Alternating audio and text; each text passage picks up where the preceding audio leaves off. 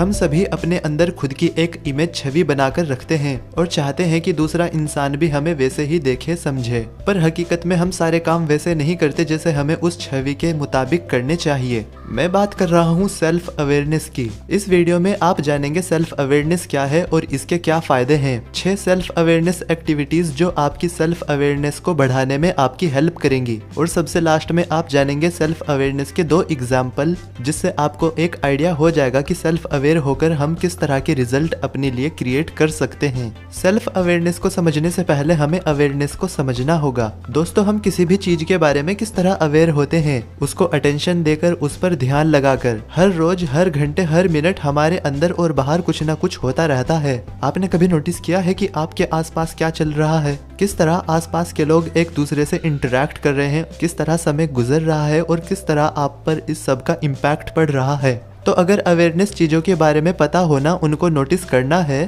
तो self awareness अपने बारे में और अपने अंदर की चीजों को नोटिस करने, उनके बारे में पता होने को सेल्फ अवेयरनेस कहेंगे। अपनी भावनाएं, प्रतिक्रियाएं, व्यवहार, सोच विचार और फिजिकल सेंसेशन को नोटिस करने की काबिलियत हमें सेल्फ अवेयरनेस से मिलती है। सिंपल शब्दों में कहूँ तो सेल्फ अवेयरनेस में अपनी हकीकत को जानना होता है। अपनी लाइफ के सभी एक्सपेक्ट एरियाज में अपनी habits, behaviour, beliefs, thoughts, reaction, response के बारे में पता होना, उन पर ध्यान देने को ही सेल्फ अवेयरनेस कहते हैं। अगर बात करें सेल्फ अवेयरनेस के फायदों की, तो इसके फायदे सिर्फ स्ट्रेंथ और वीकनेस तक ही सीमित नहीं है। लाइफ के अलग अलग एरियाज में आपको इसके अलग अलग फायदे मिलेंगे। अगर आपको कहीं पर जाना है तो आपको ये भी पता होना चाहिए कि आप अभी कहाँ पर हैं। अगर करंट लोकेशन के बारे में पता नहीं होगा तो कैसे तय करेंगे कि मुझे जहाँ जाना है वहाँ जाने के लिए नॉर्थ, साउथ, ईस्ट या वेस्ट की ओर जाना है। सेल्फ अवेयर होना भी कुछ ऐसा ही है, जिसके बाद आपके लिए आसान हो जाता है ये तय करना कि मुझे अपनी जिंदगी में या अपने अंदर कौन सी चीज बदलनी चाहिए जो अच्छी नहीं है और कौन सी चीज अच्छी है जिसका इस्तेमाल करना चाहिए। मैं उम्मीद करता हूँ अब आपकी समझ में आ गया होगा कि सेल्फ अवेयरनेस क्या है। तो फाइनली अब हम जान लेते हैं वो 6 एक्टिविटीज जो आपको अपनी सेल्फ अवेयरनेस को बढ़ाने के लिए करनी है।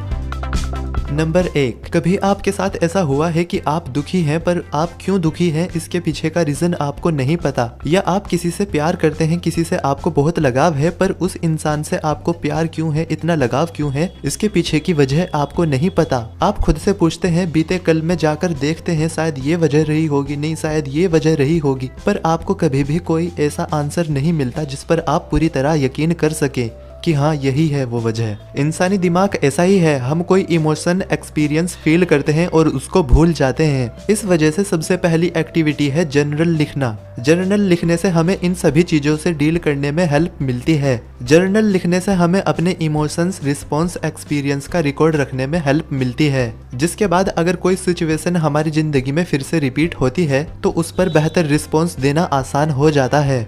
जर्नलिंग हम सेल्फ अवेयरनेस एक्टिविटी के रूप में इस्तेमाल कर रहे हैं, तो इसमें सिर्फ आप वही चीजें लिखें जो आपके बारे में हैं, जैसे आपके emotions, actions, response, reaction, experience वगैरह वगैरह। आपके लिए शुरुआत आसान बनाने के लिए मैंने कुछ क्वेश्चंस की लिस्ट बनाई है, जिनका आंसर देकर आप अपना जर्नल लिखने की हैबिट स्टार्ट कर सकते हैं। तो सवाल नंबर 1 पूछिए खुद से, वह 3 चीजें कौन सी है जिनके लिए मैं अपनी जिंदगी में शुक्रगुजार हूँ। आप चाहे तो ज्यादा भी लिख सकते हैं, पर 3 मिनिमम है। नंबर 2, आज के दिन कौन सी चीज मेरे साथ अच्छी हुई। नंबर 3, आज के दिन मेरे साथ कौन सी चीज बुरी हुई। नंबर 4, जो चीजें अच्छी या बुरी हुई उनके पीछे की वजह क्या थी, वो चीजें क्यों हुई मेरे साथ। नंबर 5, किस तरह से आज का दिन और अच्छा बनाया जा सकता था। एक्टिविटी नंबर 2, अपने आसपास के लोग जिनके साथ आप अपना समय गुजारते हैं, जिन पर आप भरोसा करते हैं, उनसे अपने बारे में फीडबैक लीजिए, अपने बारे में पूछिए, जानने की कोशिश कीजिए कि आपके आसपास के लोग आपको किस तरह का इंसान समझते हैं, आप क्या हैं उनके लिए, कितनी बातें वह आपके बारे में जानते हैं और किस तरह। इस तरह आप समझ पाएंगे कि आपका कौन सा एक्शन दूसरों पर किस तरह का इफेक्ट डाल रहा है। जब आप दूसरे लोगों से अपने बारे में फीडबैक लेंगे, तब आपको ये भी पता चलेगा कि आपका वह कौन सा बिहेवियर या एक्शन है जिसके बारे में आपको कोई अंदाजा ही नहीं है, पर उसकी वजह से आपकी इमेज, आपकी छवि पर फर्क पड़ रहा है, आपको अच्छा या बुरा समझा जा रहा है। जब भी आपका कोई दोस्त, फैमिली मेंबर या साथ में काम करने वाला आपके बारे में आपको कुछ बताए, तो उसको सुनो और उससे पूछो कि तुमको ऐसा क्यों लगता है, तुम क्यों ऐसा कह रहे हो। Activity number 3, identify and clarify your values and belief. एक सेल्फ अवेयर पर्सन कभी भी अपने बिलीव्स, सोच, विचार को पकड़ के नहीं रखता और ना ही उनको दूसरों पर थोपने की कोशिश करता है। और जो सेल्फ अवेयर नहीं होता, अगर उसके बिलीव्स, उसकी सोच विचार के अगेंस्ट आप कुछ बोल देते हैं या कुछ ओपोजिट बोल देते हैं तो वह नाराज हो जाता है या उसको गुस्सा आ जाता है, क्योंकि उसने उन बिलीव्स एंड प्रिंसिपल्स को पकड़ रखा है। अपने बिलीव्स और खुद में वो कोई फर्क नहीं समझता, पर सेल्फ अवेयर पर्सन अपने प्रिंसिपल्स एंड बिलीफ को पहले वेरीफाई करता है और देखने की कोशिश करता है कि इनमें कितनी सच्चाई है और कितना झूठ है।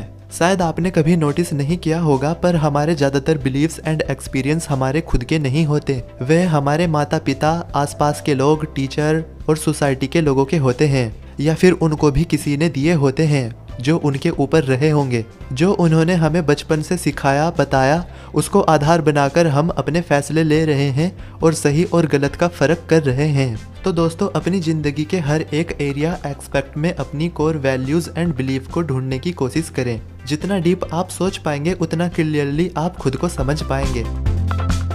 एक्टिविटी नंबर 4, नई चीज़ें सीखें और नई चीज़ों को एक्सपीरियंस करें। खुद को नए एक्सपीरियंस देना और नई सिचुएशंस में डालना, ये भी एक अच्छा तरीका है खुद को और अच्छे से समझने का। दुनिया बहुत बड़ी है, इसमें एक्सपीरियंस भरे पड़े हैं। खुद को वहीं तक मत रखिए जहां पर आपका जन्म हुआ है। नई चीज़ें सीखें, नई चीज़ें एक्सपीरियंस करें। नई चीज़ें सीखना या एक्सपीरियंस करने से मेरा मतलब है उन चीज़ों को करना जो आपने अभी तक नहीं की है। फॉर एग्जाम्पल, अगर आपने किसी दूसरे स्टेट या दूसरी कंट्री में ट्रैवल नहीं किया तो ट्रैवल करना आपके लिए वह नया एक्सपीरियंस हो सकता है। सिंपल शब्दों में कहूँ तो अपने कंफर्ट जोन से बाहर की चीज़ों को करने की कोशिश कीजिए। ऐसा करने से आपको एक अलग पर्सपेक्टिव और सोचने का तरीका मिलेगा।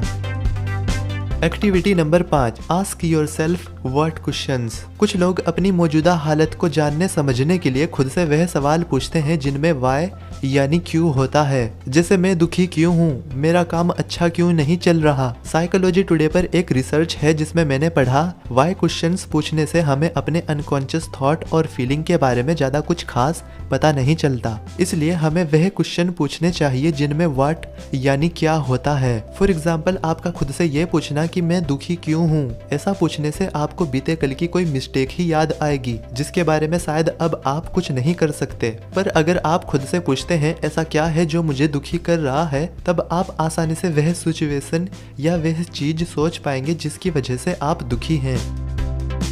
एक्टिविटी नंबर 6, सेल्फ अवेयर होना उन लोगों के लिए बहुत मुश्किल होता है जो थोड़ा समय अपने साथ नहीं गुजारते, जो कुछ समय के लिए अकेले नहीं रहते, हमेशा अपने दोस्त, आसपास के लोग, फैमिली मेंबर या अपने मोबाइल फोन या अपने टीवी या किसी दूसरी टेक्नोलॉजी से घिरे रहते हैं। तो दोस्तों, अब से हर रोज 30 मिनट के लिए अकेले रहकर माइंडफुलनेस, मेडिटेशन, रीडिंग, राइटिंग में से कम कोई एक एक्टिविटी आप जरूर करें। और ध्यान रहे इस बीच आपके आसपास कोई भी ऐसी चीज ना हो जो आपका ध्यान भंग कर सके, जैसे आपका मोबाइल फोन। तो ठीक है दोस्तों, अब मैं आपको सेल्फ अवेयरनेस के कुछ बेसिक एग्जाम्पल्स बता देता हूँ। मिलिए रिया से। रिया अपने बॉयफ्रेंड आर्यन के साथ रिलेशनशिप प्रॉब्लम में फंसी हुई है। उसको लगता है कि उसका बॉयफ्रेंड आर्यन अब उससे उतना प्यार नहीं करता क्योंकि वह उसके साथ प्यार भरी बातें, अफेक्शन यानी स्नेह शेयर नहीं करता, और इस बात को लेकर उनका झगड़ा अक्सर होता रहता है। एक दिन रिया को एहसास हुआ कि वह सिर्फ प्रॉब्लम को और ज्यादा बढ़ा रही है, जिसकी वजह से उसका रिलेशन खत्म भी हो सकता है और वह उन अच्छी चीजों को भूल रही है जो आर्यन उसके लिए करता है। रिया के इस विचार ने उसको उन बिहेवियर से अवेयर कराया जो उसका बॉयफ्रेंड उनके लिए करता है। इसके बाद से जब भी आर्यन रिया को खुश करने का कोई भी मौका मिस कर दिया करता, तब रिया उसके साथ लड़ने झगड़ने की बजाय उसके साथ अच्छे से बात करती और उसको समझाती कि किस तरह हम दोनों एक दूसरे को प्यार दे और ले सकते हैं, किस तरह हम अपने रिलेशनशिप में एफर्ट्स और वैल्यू डाल सकते हैं जिससे हमारा रिलेशन और अच्छा बन जाएगा।